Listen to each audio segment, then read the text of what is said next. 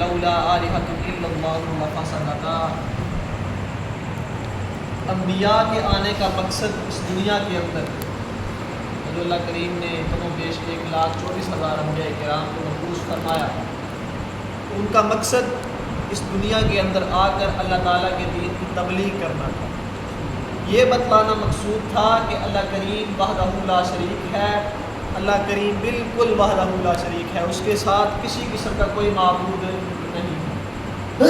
اللہ تعالیٰ نے قرآن مجید کے اندر ارشاد فرمایا کہ اگر لولا آلہۃ الا اللہ، اگر اللہ تعالیٰ کے علاوہ کوئی اور خدا ہوتا، یعنی 2 خدا ہوتے، لفسدتا، تو پھر دنیا میں فساد ہونا تھا، دنیا میں ہر طرح برائیاں ہونی تھیں، پھر نیکیاں نہیں تھیں، اچھائیاں نہیں تھیں ہونی تھیں۔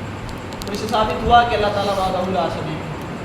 اور ہمارا یہ اعتقاد ہونا چاہیے کہ ہمیں جو بھی مشکل آ رہی ہے، پریشانی آ رہی ہے، وہ اللہ کریم کی ذات کی طرف سے۔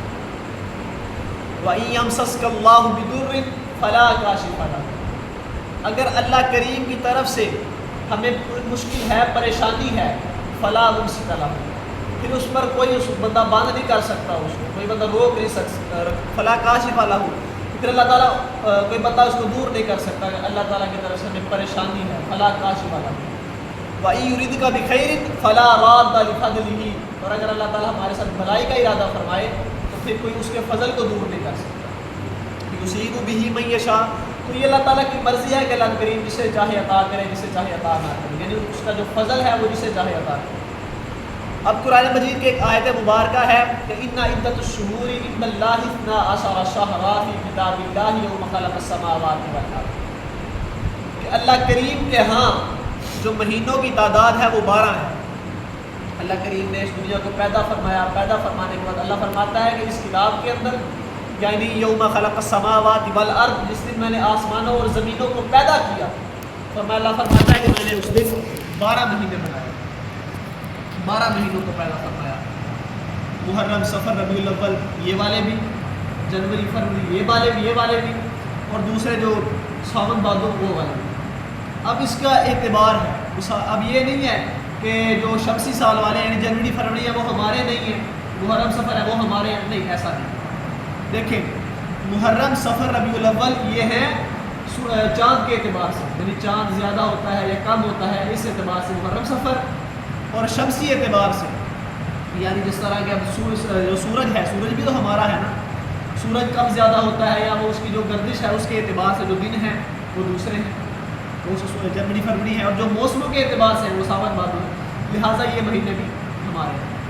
اب ان کے درمیان ایک مہینہ آتا ہے، محرم کے بعد مہینہ آتا ہے صفر، تو صفر کے بارے میں بہت زیادہ بری باتیں مشہور ہیں، بہت زیادہ ہمارے ہاں بدشگونیاں لی جاتی ہیں۔ حضور علیہ السلام نے ارشاد فرمایا لا ادوا ولا طیرۃ ولا حامۃ ولا سفر، فرمایا سب سے پہلے فرمایا لا ادوا، اس حدیث مبارکہ کے اندر 4 چیزیں بیان کیا علیہ السلام نے۔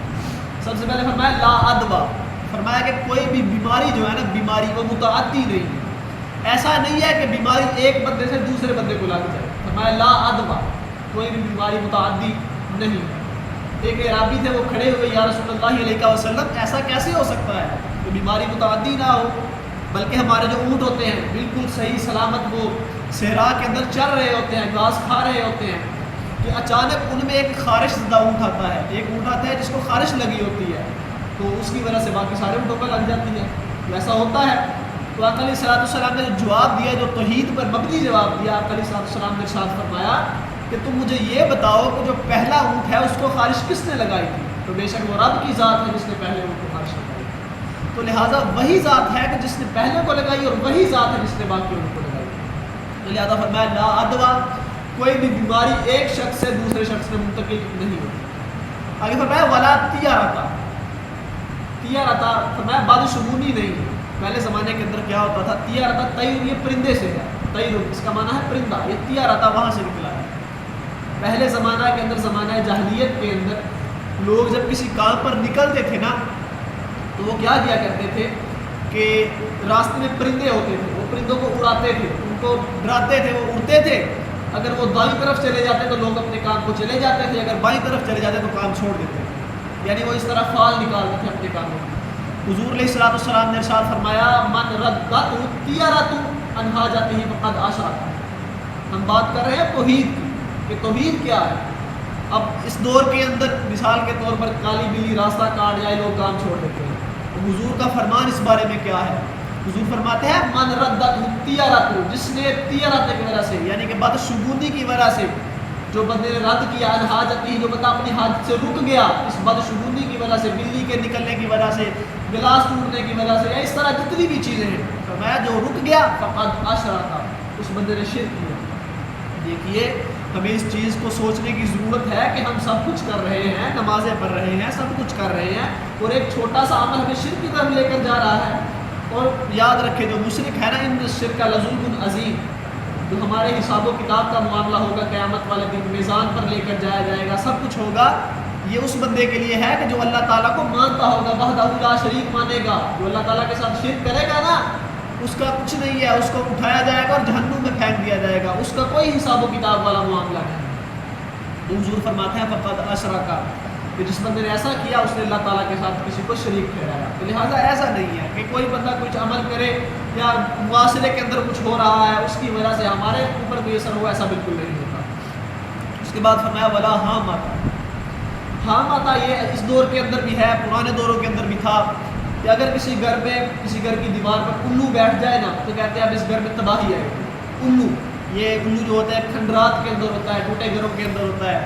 تو لوگ کہتے ہیں جی یہ الو بیٹھ گیا اب اس گھر کے اندر تباہی آئے گی، اس گھر میں کوئی مر جائے گا. تو فرمایا ولا ہاں ماتا، ایسا کچھ بھی نہیں ہے. حضور علیہ الصلوۃ والسلام ہمارے لیے اللہ تعالیٰ کے فرمان کے بعد جو سب سے زیادہ طاقت والی چیز ہے کہ جس بات پر ہم سب متفق ہے، وہ حضور علیہ الصلوۃ والسلام کا فرمان عالی شان ہے. فرمایا ولا ہاں ماتا، کہ الو بولنا اس کی کوئی حقیقت نہیں ہے، کچھ بھی نہیں ہے. یہ تین چیزیں ہو گئی. آگے چوتھی چیز، ہمیں کسی قسم کی کوئی تعویل کی ضرورت نہیں ہے اس مہینے کے بارے میں. حضور خود فرما رہے ہیں ولا سفر، فرمایا سفر کچھ بھی نہیں. یہ لوگوں کے اندر جو مشہور ہے کہ یہ ہو جاتا ہے یہ ہو جاتا ہے، فرمایا ولا سفر، سفر کچھ بھی نہیں. زمانہ جاہلیت کے اندر کیا تھا کہ لوگوں نے 4 مہینے حرمت والے رکھے تھے کہ 4 مہینوں کے اندر وہ جنگ نہیں کیا کرتے. ان میں سے جو ایک ہے وہ محرم کا مہینہ تھا. اب دیکھیں ذیقعد، ذی الحج اور محرم، یہ 3 مہینے لگاتار آتے تھے. ان 3 مہینوں میں وہ جنگ نہیں تھے کرتے، یہ 3 مہینے لگاتار حرمت والے تھے. اس مہینے میں وہ جنگ کرنا گناہ سمجھتے تھے، وہ اس مہینے میں جنگ نہیں کیا کرتے. اب یہ جب محرم ختم ہوتا تھا تو اس کے فوراً بعد ہی جنگیں شروع ہو جاتی تھی سفر کے اندر. تو پھر لوگوں کی تباہی ہوتی، گھر تباہ ہو جاتے. اگر کسی دیکھنے والے نے کہا، اس نے کہا سافر المکان، کہ مکان تو تباہ و برباد ہو گئے. تو اس کی وجہ سے پھر وہ سفر لے لیا. تو اس کی وجہ سے جناب کہا گیا کہ ہو یہ سفر کا مہینہ تو تباہی و بربادی والا مہینہ ہے. اور وہاں سے چلتے چلتے چلتے چلتے ہمارے تک آ گیا کہ سفر کے مہینے میں یہ ہوتا ہے، سفر کے مہینے میں وہ ہوتا ہے. تو مصطفیٰ کا فرمان ہے کہ وہ سب سے بڑی چیز ہے، اس کے علاوہ کوئی حاجت نہیں ہے ہمیں. فرمایا ولا سفر، کہ جو سفر کا مہینہ ہے اس کے اندر کسی قسم کی کوئی پریشانی نہیں ہے، بلکہ یہ عام مہینوں کی طرح. فرمایا ان عدت الشہور عند اللہ 12، یہ اللہ کے 12 مہینے ہیں. حضور علیہ الصلوۃ والسلام نے باقی تمام خطرات سے، دجال کا فتنہ ہے، اس کے علاوہ یہ کذابوں کا فتنہ ہے جو نبوت کا دعویٰ کریں گے، اس کے علاوہ کتنے فتنوں سے ہمیں آگاہ فرمایا. ہر فتنے سے آقا علیہ الصلوۃ والسلام نے ہماری رہنمائی فرمائی ہے کہ اس طرح کا فتنہ آئے گا، تم نے بچنا ہے. حضور نے رہنمائی فرمائی ہے. تو کیا سفر مہینہ اگر برا ہوتا تو حضور ہماری تنبیہ نہ فرماتے، ہمیں اس چیز کے بارے فرماتے نا کہ تم نے ایسا کرنا ہے، ایسا نہیں کرنا. اب یہاں پر ایک چیز ہے، اب یہ چاند گرہن لگتا ہے، جی گرہن لگ جاتا ہے، نہیں لگتا. جب حضور نے فرما دیا کہ اس طرح کی کوئی بھی چیز نہیں ہے تو نہیں لگتا. اب اس کی ایک مثال ہے. مثال کے طور پر جب حضور علیہ الصلوۃ والسلام کے بیٹے کا وصال ہوا، حضور کے اپنے لخت جگر کا وصال ہوا، تو جو سورج ہے اس کو گرہن لگ گیا، سورج کو کالا ہو گیا، ہر طرف اندھیرا چھا گیا. تو صحابہ نے دیکھا، انہوں نے کہا کہ حضور علیہ الصلوۃ والسلام کا بیٹا انتقال کر گیا، کہ جس کا سوگ جو ہے وہ سورج بھی منا رہا ہے. تو حضور علیہ الصلوۃ والسلام نے سارے صحابہ کو اکٹھا کیا اور فرمایا کہ یہ سورج اور چاند یہ اللہ تعالیٰ کی نشانیوں میں سے ایک نشانی ہے، کسی کی موت سے ان پر کوئی اثر نہیں پڑتا. یعنی اپنا بیٹا فوت ہوا ہے، حضور کا اپنا بیٹا انتقال کر کے آیا، اور صحابہ یہ سمجھ رہے ہیں کہ حضور کے بیٹے کے وصال کرنے کی وجہ سے گرہن لگا ہے. تو حضور فرما رہے ہیں کہ ایسا کچھ بھی نہیں ہے، بلکہ یہ اللہ تعالیٰ کی نشانیوں کی وجہ سے، اللہ تعالیٰ کے حکم سے ایسا ہوا ہے. اور استادوں سے پوچھا کہ استاد جی اگر آپ کہہ رہے ہیں کہ ایسا نہیں ہوتا، مثال کے طور پر گرہن نہیں لگتا، تو لگتا ہے لوگوں کے کسی کے دیکھیں بچہ پیدا ہوتا ہے، کسی کے کسی جگہ گرہن لگا ہوتا ہے، کسی کے کسی جگہ گرہن لگا ہوتا ہے. تو اس کا سادہ سا ایک جواب ہے اب ہندو ہیں، کافر ہیں، وہ بتوں سے مانگتے ہیں، اللہ تعالیٰ انہیں دیتا ہے، بتوں سے مانگتے ہیں اللہ پھر بھی دیتا ہے، لیکن کیا ہے ان کا اعتقاد ان پر ہے، ان کا عقیدہ وہ ہے۔ اور جب ہم نے یہ تسلیم کر لیا، ہم نے یہ مان لیا کہ گرہن لگتا ہے تو پھر لگ جاتا ہے۔ ہمارا جب اعتقاد ہوگا کہ وہ لگتا ہے تو پھر لگ جائے گا، کیونکہ ہمارا اللہ پر توکل نہیں ہے۔